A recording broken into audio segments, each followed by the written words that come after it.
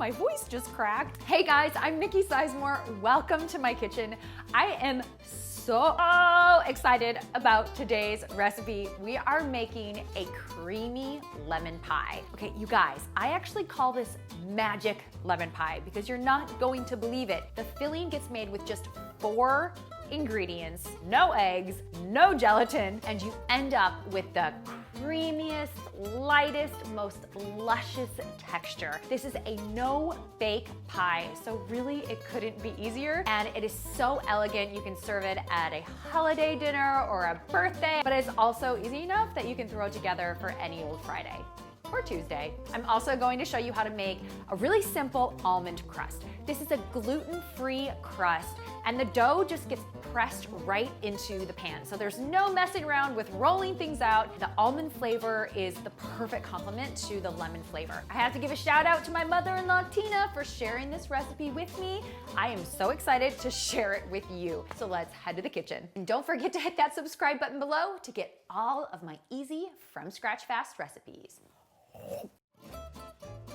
The first thing we need to do is make that almond crust. I am using a 9-inch springform pan. This is going to make it really easy to remove the entire pie. It looks beautiful. Spray it lightly with cooking spray, and by the way, if you don't have a springform pan, you can use a pie plate instead.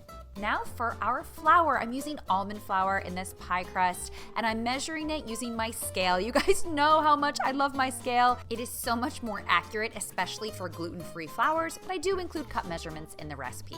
Now I'm adding sugar. I'm using a natural cane sugar, but you could use a regular white sugar. And some cornstarch. The cornstarch is going to help to bind everything together, and then a touch of fine sea salt. Now we're gonna whisk this up until everything is combined. This is it. We are almost done with this crust. The flavor is slightly similar to a graham cracker crust, and by the way, you could use a graham cracker crust here instead. Okay, last but not least, we're using cold butter. 5 tablespoons of cold butter that I've just cut up, and I'm going to use my hands to start to break it up and incorporate it into the flour.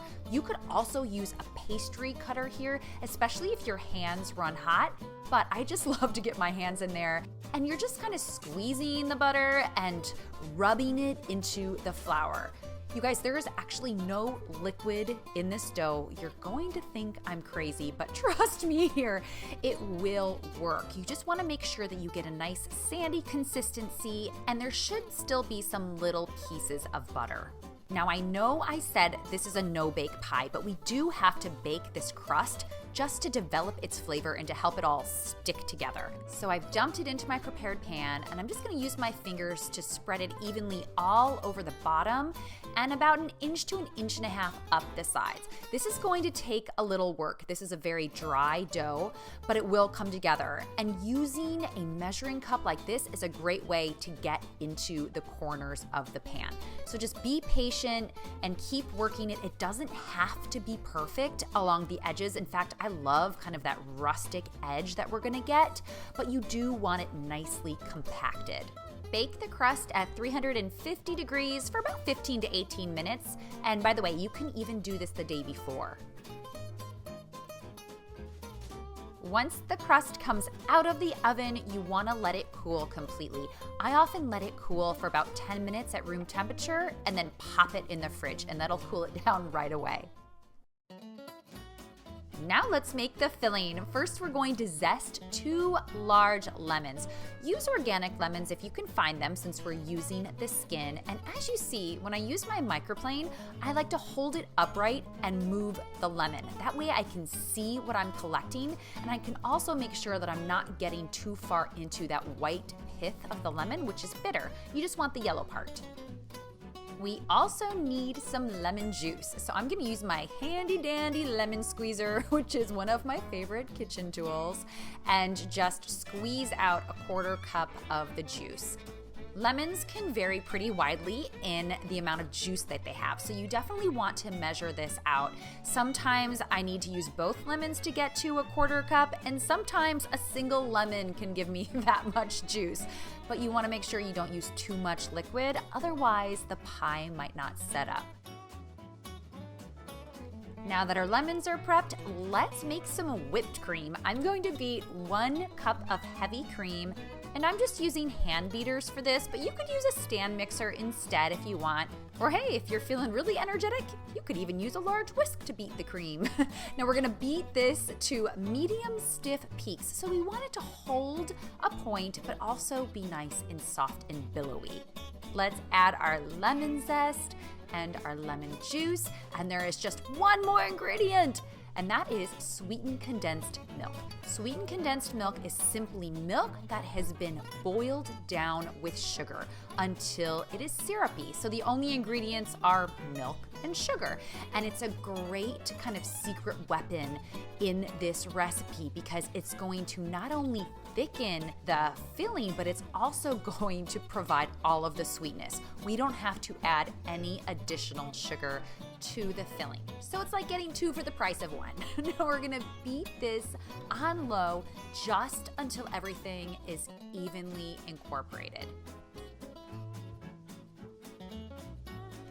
I'd like to go back in here with a spatula and just fold it a time or two just to make sure that the filling is nice and smooth. We are just about done. All we have to do now is pour that filling into the cooled pie crust. You might not need all of the filling because you don't want to go over the top of your crust, but this looks pretty good. We're just going to smooth out the top in a nice even layer. Now this is the hardest part about this recipe. We need to let it cool. It's got to chill for at least 6 hours, but even better, overnight. And that is going to allow the filling to set up. Okay, you guys, I can't wait to try this pie. So I'm gonna run a small, thin offset spatula around the edge of the crust to loosen it from the pan. You could also use a really thin knife, although this little offset, I use it for everything from frosting cupcakes to transferring cookies and brownies. It's a great little tool to have.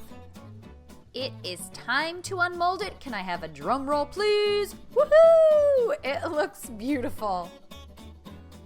You can serve this pie right on the springform base, but I'm gonna get a little fancier and transfer it to a pie plate. So I run a thin, large offset spatula right along the bottom, loosening the bottom crust from the pan. Now I can just slide the pie right onto the pie plate. Actually, this is a cake stand. What am I talking about? Now you can serve it just as it is, but I am going to garnish it with some candied lemon peel. And I include a recipe for this homemade candied lemon peel with the pie recipe at the link below. It just adds a little dazzle to the top. I think it's time to have a slice of pie, don't you? Now you want to use a thin, sharp knife and be sure to wipe the blade clean between slices. That'll give you a nice, clean slice of pie. This pie is perfect for not only everyday occasions, but also special occasions. So think Easter dinner or birthdays or the holidays. It is so versatile. I can't wait any longer. It is time to dive in. Oh my gosh, you guys, this pie is so creamy and luscious. It has a light lemon flavor and just the silkiest texture. And I love that slightly salty almond crust. Thank you guys so much for tuning in. I really hope you like this pie as much as I do. I would love to hear your comments below. You can tag your pictures on Instagram at FromScratchFast. And don't forget to subscribe below. I will see you next time.